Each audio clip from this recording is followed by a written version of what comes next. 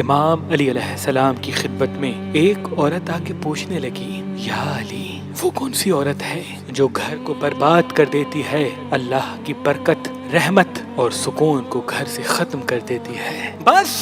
جیسے ہی یہ پوچھا گیا تو امام علی علیہ السلام نے فرمایا، اے عورت، یاد رکھنا، جس عورت میں یہ ایک عادت ہو تو وہ عورت گھر کو برباد کر دیتی ہے۔ تو اس عورت نے پوچھا، یا علی، کون سی عادت؟ امام علی علیہ السلام نے فرمایا، جو عورت کھانا پکاتے وقت بغیر اللہ کا نام لیے شروع ہو جاتی ہو اور کھانا پکاتے وقت دل و دماغ میں حسد، نفرت اور دوسروں کے لیے بغض رکھتی ہو، تو یہی وہ عورت ہے جو اپنے ہی ہاتھوں سے اپنے گھر کو تباہ کرتی ہے۔ یاد رکھنا، کیونکہ جب بھی اللہ کا رزق عورت پکاتی ہے تو اس کے احساسات اس کھانے پہ اثر کرتے ہیں، اور یوں اس بغض، نفرت، حسد سے پکایا ہوا کھانا اس گھر میں جو بھی کھائے گا اس کے وجود میں بھی وہ احساسات پائے جائیں گے، اور یوں گھر کا سکون، امن ختم ہونے لگے گا اور اللہ کی برکت اور رحمت اس گھر سے دور جانے لگے گی۔ تو اس عورت نے پوچھا،